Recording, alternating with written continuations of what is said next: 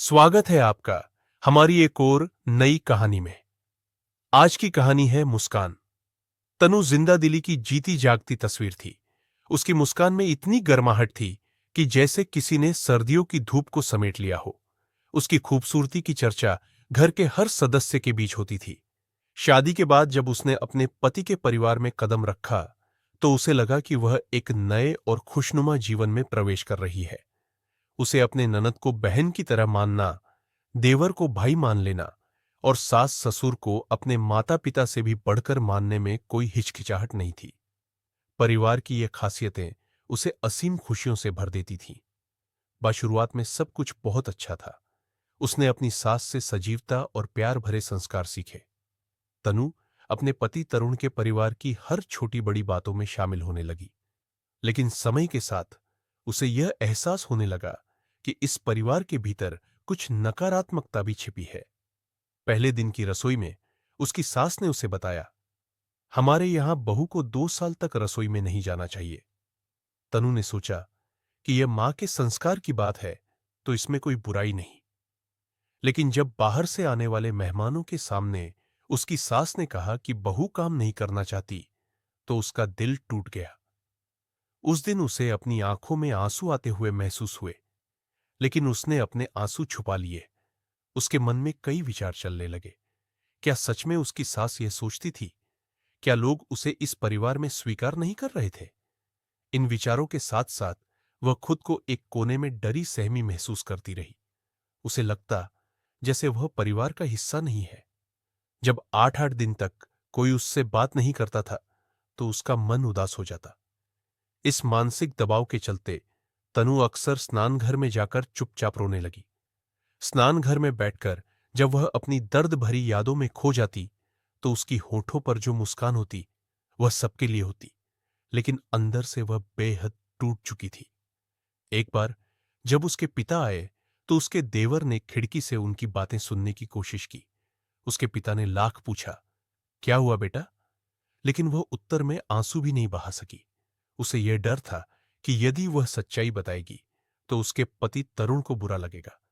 तनु को याद था कि जब भी वह रसोई में काम करने जाती तो उसकी सास शीला कहती, तनु जाओ अंदर, बाहर से आने वाले के सामने रहोगी तो पापा गुस्सा करेंगे।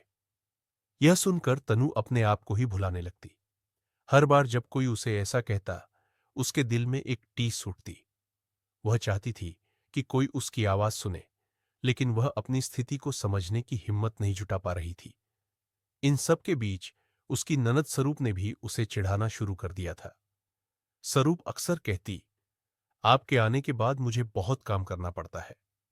यह सुनकर तनु के दिल में और भी दर्द बढ़ जाता। उसे यह बात समझ में आ गई थी कि सास और ननद दोनों मिलकर उसे दबाने की कोशिश कर रहे हैं। तनु की दुनिया में सब कुछ सामान्य दिखता था, लेकिन अंदर ही अंदर उसकी मनोदशा बुरी तरह से प्रभावित हो रही थी। वह खुद को एक जंगली जानवर की तरह महसूस कर रही थी जो किसी केज में कैद हो गया हो। उसके सपने, उसकी इच्छाएं, सब कुछ धीरे धीरे चुराए जा रहे थे। तनु के लिए हर दिन एक नई चुनौती लेकर आता था। एक दिन वह सोचने लगी, क्या मैं हमेशा इसी प्रकार जीती रहूंगी? क्या मुझे अपने बच्चों के लिए खुद को बदलने की कोशिश नहीं करनी चाहिए? लेकिन फिर उसके मन में आने वाले सवालों ने उसे और भी दुविधा में डाल दिया। तनु की स्थिति धीरे धीरे और भी गंभीर होती जा रही थी। घर का माहौल उसके लिए एक चौराहे की तरह बन गया था, जहां उसे हर दिशा में केवल ठोकरें मिल रही थी। उसके मन में यह सवाल खड़ा होता रहा कि क्या उसका परिवार उसे सच में स्वीकार करता है। दिन में कई बार उसे यह महसूस होता कि उसकी पहचान और उसकी खुशियां छीन ली गई है। एक दिन जब वह रसोई में खाना बना रही थी, उसकी सास शीला फिर से बोल उठी, तुम हमेशा यहां बैठकर क्या कर रही हो? बस खाने में ही व्यस्त रहना है।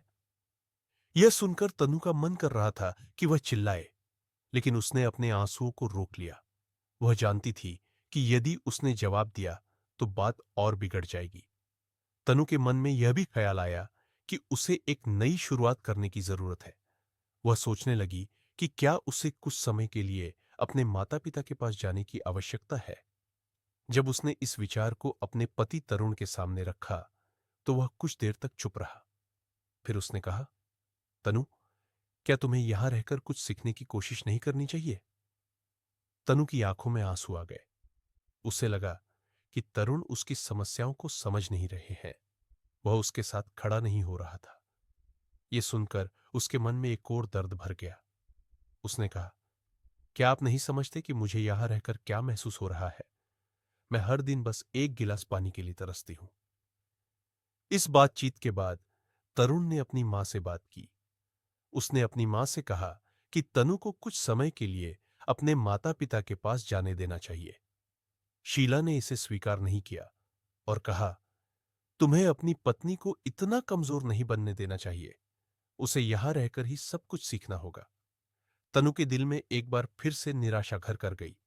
उसे यह महसूस हुआ कि उसका पति भी उसके दर्द को समझने में असमर्थ है। एक रात जब सब सो रहे थे, उसने अकेले में बैठकर अपनी स्थिति पर विचार किया। उसे अपने भविष्य की चिंता हो रही थी। इसी बीच उसके घर में एक नया मोड़ आया। तनु के देवर वरुण की शादी होने जा रही थी। शादी की तैयारियां जोर शोर से चल रही थी और तनु को फिर से पीछे खड़ा रहना पड़ा। वह इस आयोजन में अपनी भूमिका निभाने के लिए मजबूर थी, लेकिन उसके दिल में घुटन थी। शादी के दिन ननद स्वरूप ने उससे कहा, तुम तो केवल यहां सजने के लिए आई हो। देखो, नीलू के आने के बाद तुम तो कहीं खो जाओगी। यह सुनकर तनु के दिल में दर्द की एक और लहर उठी। उसे एहसास हुआ कि उसकी जगह अब कोई और लेने वाला था। शादी की धूमधाम में सब खुश थे, लेकिन तनु अपने दिल के कोने में अकेली थी। जब नीलू घर आई तो सबकी नजरें उसकी ओर थीं।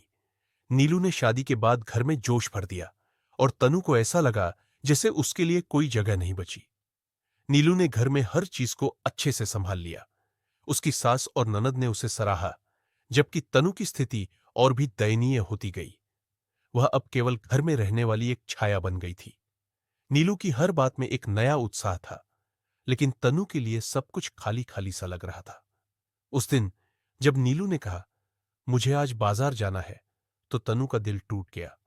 उसे याद आया कि कैसे वह अपने मायके में अपने परिवार के साथ बाजार जाया करती थी। वह उन खुशियों को खो चुकी थी। अब उसके पास केवल यादें थीं, जो उसे और अधिक तड़पाती थी। तनु ने सोचा, क्या मुझे अपने पति के लिए अपने को बदलना चाहिए? क्या मुझे हर स्थिति को सहन करना चाहिए? लेकिन यह सब सोचते सोचते उसकी आंखों में आंसू आ गए। उसे लगा कि वह अब और नहीं सहन कर सकती। उसकी आत्मा रो रही थी, लेकिन बाहर से वह हमेशा मुस्कुराने की कोशिश कर रही थी। तनु के मन में चल रही निराशा और दर्द अब बेताबियों में बदलने लगी थी। नीलू के आने के बाद उसका स्थान और भी असुरक्षित महसूस होने लगा। उसे अपने अस्तित्व का एक नया अर्थ खोजने की जरूरत थी।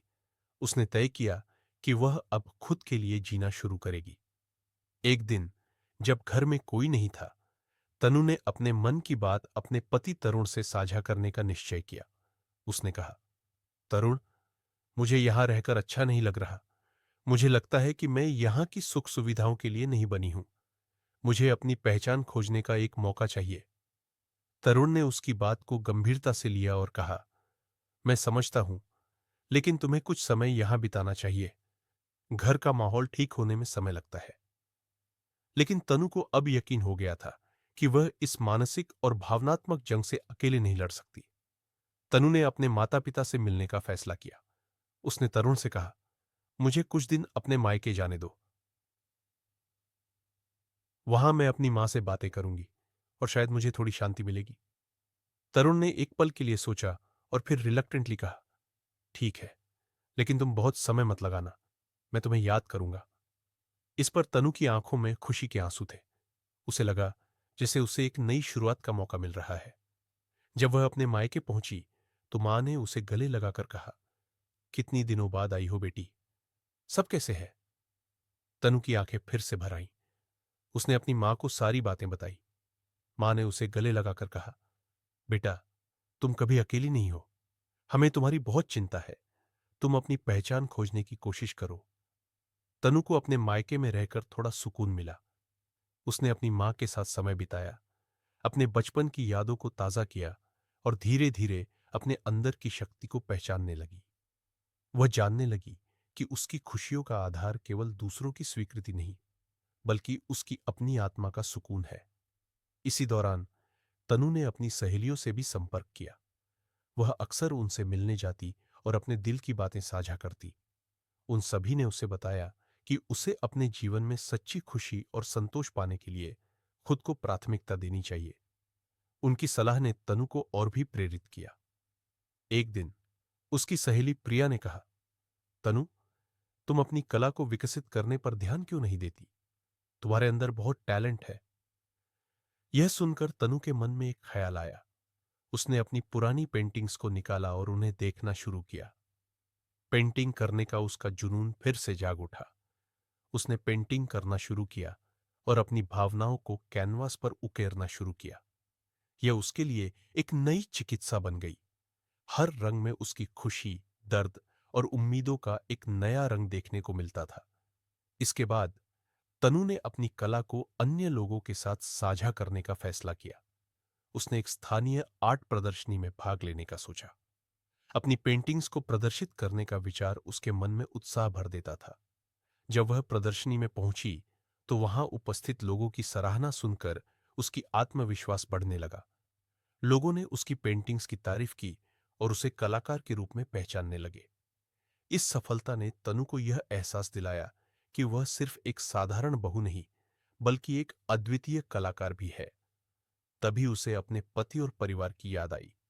उसे समझ में आया कि उसने अपनी पहचान खोज ली है, लेकिन इसका अर्थ यह नहीं था कि वह अपने परिवार को भूल जाए।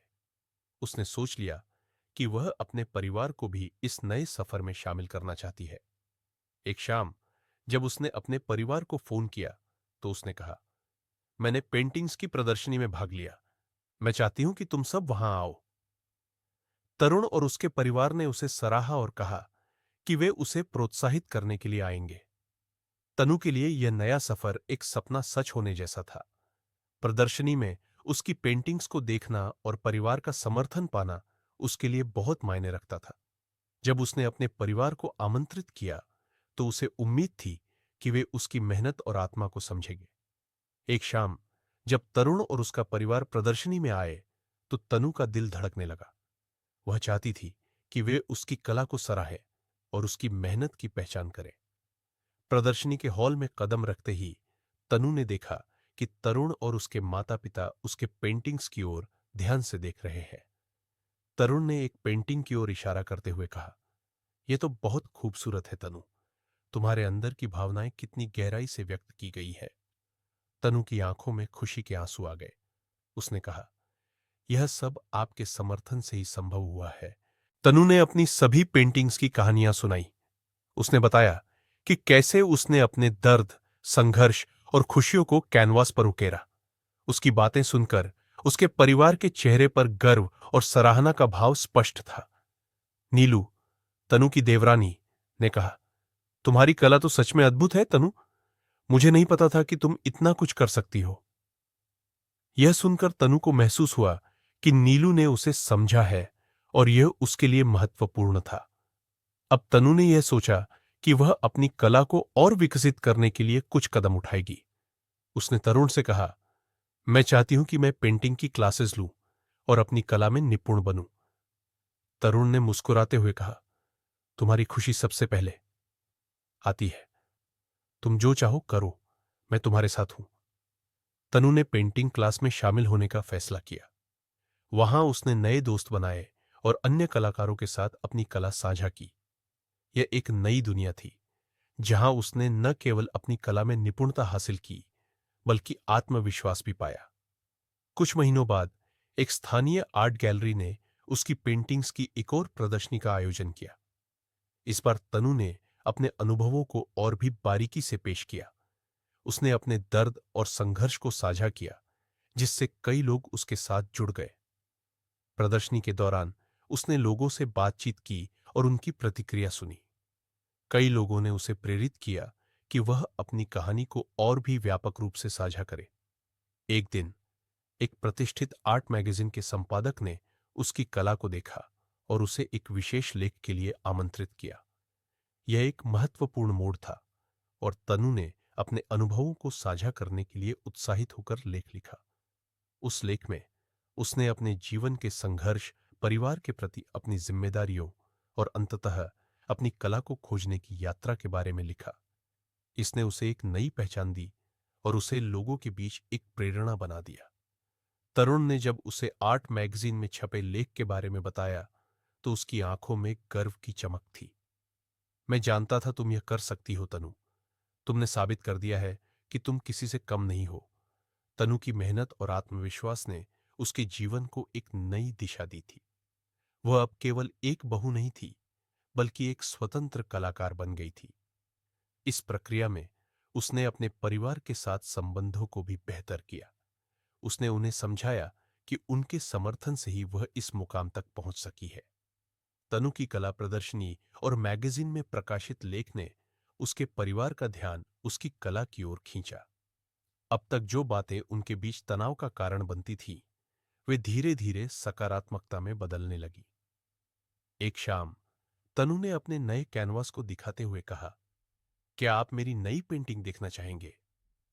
उसकी यह पेंटिंग उसके संघर्षों का चित्रण थी, जिसमें अंधकार से उजाले की ओर उसकी यात्रा को दर्शाया गया था। उसकी सास शीला ने कहा, यह तो अद्भुत है बेटा, तुम्हारी कला में तुम्हारा दिल झलकता है।